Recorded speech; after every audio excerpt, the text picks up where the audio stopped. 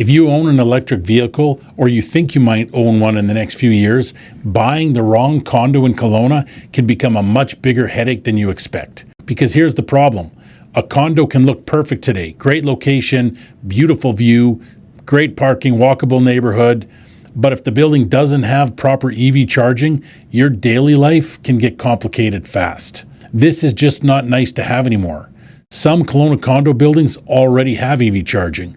Some older buildings have been retrofitted, and some newer buildings were designed with EV infrastructure in mind. And some buildings, they're still trying to figure it out. Plus, strata corporations in Kelowna are required to obtain an electrical planning report by December 31st, 2028 if they have 5 or more strata lots.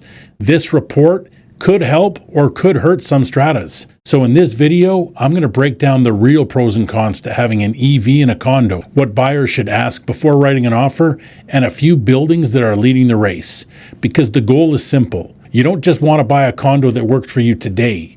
You want to buy one that still makes sense in 5 or 10 years from now. The biggest advantage of buying a condo with an EV charging is obvious: convenience. If your building has chargers in the parkade, charging becomes part of your daily routine. You come home, you plug in, and the next morning, your vehicle's ready. But the bigger point, especially for buyers, is resale. As EV adoption grows, parking stalls with charging access are going to become more valuable.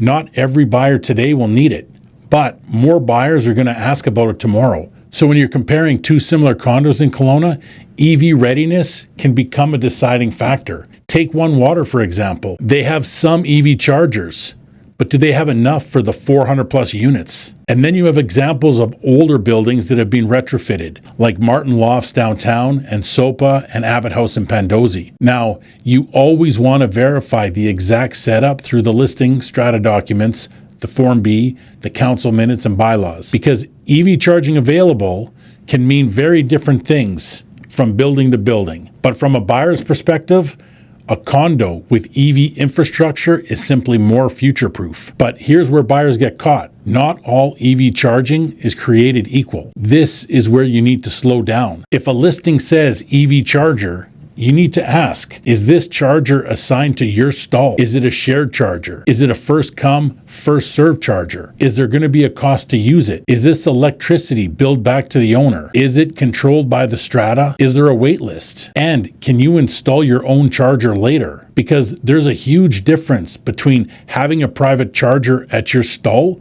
and having access to a few shared chargers somewhere in the parkade. A shared charger, it might be fine if only a few people have EVs, but as more residents buy electric vehicles, that shared charger can become a bottleneck. And this is why the building's electrical capacity matters so much. So the province of BC, it says that an electrical planning report is designed to help strata corporations understand their current electrical capacity, the existing electrical demands, estimated peak demand, any spare capacity, and future needs like EV charging and recommendations for managing that demand. That matters because a building may want more chargers, but the electrical system, it may not be ready without upgrades. And that brings us to the biggest con of EV ownership. You might have the car before the building has the solution. If you buy an EV and your condo doesn't have charging, your options become much more limited. You may need to rely on public charging stations.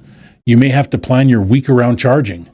You may need to charge at work or the grocery stores or any other fast chargers around town. And depending on your schedule, that can get annoying quick. This is where some owners get tempted to plug into a regular outlet in the parkade, but that can create problems. Just last week I read that CTV reported a condo owner was fined $200 by his strata for charging his EV in a common outlet in the parkade. The strata called it stealing electricity. The owner challenged the fine and he won. Not because the tribunal said that owners can plug into any outlet they want. He won because the strata didn't follow the proper process. And at that time, there was no bylaw clearly prohibiting that use. But here's the important part. After the dispute began, the strata hired an electrician who found that proper EV charging required dedicated circuits. The regular outlets in the parkade, they weren't suitable. So the strata then created a rule banning all EV chargers from those outlets. and the tribunal found that that rule was valid. So the lesson for Kelowna buyers is simple. Don't assume that you can just figure it out later. Before you buy, ask the strata directly what the EV charging policy is. Because using common property electricity without permission, it can create conflict with the strata, other owners, and the building bylaws. Now, here's another part that a lot of buyers are not talking about yet. For condo buildings in Kelowna with 5 or more strata lots, that electrical planning report deadline is December 31st, 2028, because Kelowna falls in the other areas of British Columbia. Now, this does not automatically mean that every building is suddenly going to have EV chargers by 2028. Now, that's the key distinction. The report is not the same as installing chargers. This is just a planning document. The province also explains that an electrical planning report is not the same thing as an EV ready plan. An electrical planning report, it gives the general overview of the electrical capacity and demand, while the EV ready plan details what would be needed to install chargers for every parkade stall. So as a buyer,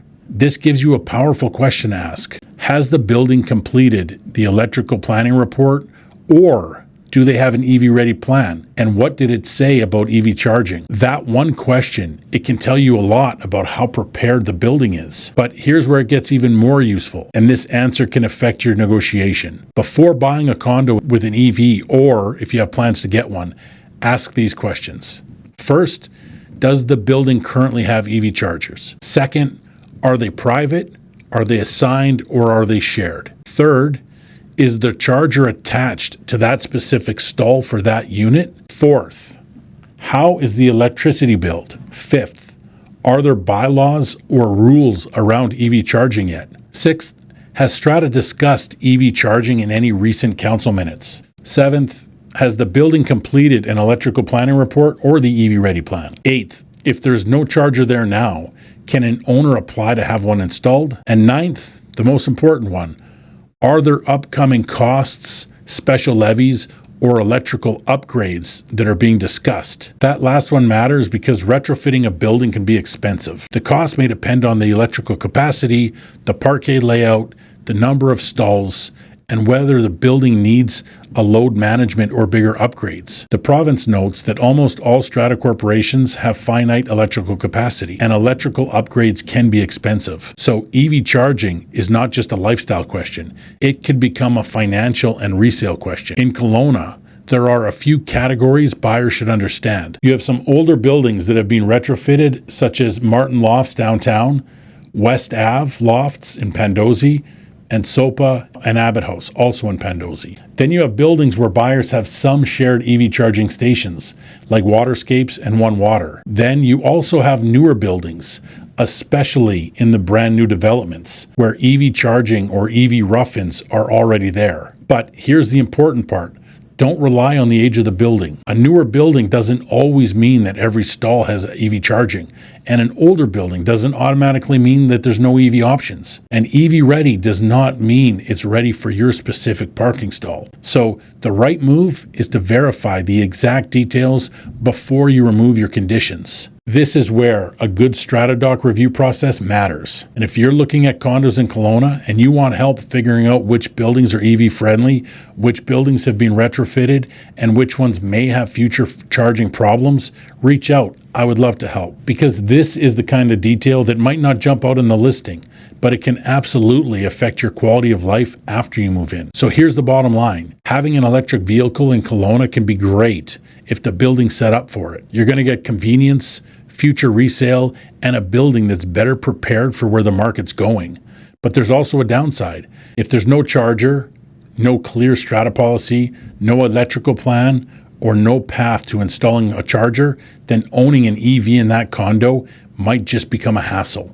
So before you buy, don't just ask, does it come with parking? Ask, what are the chances that I'm going to want to buy an electric vehicle in the future? Because the best condo isn't just the one with the nicest kitchen or the best view. It's the one that fits your lifestyle now and still makes sense in the future. And if an electric vehicle is part of your plan, make sure it's part of your condo search from the very beginning. Thanks for watching. We'll see you in the next video.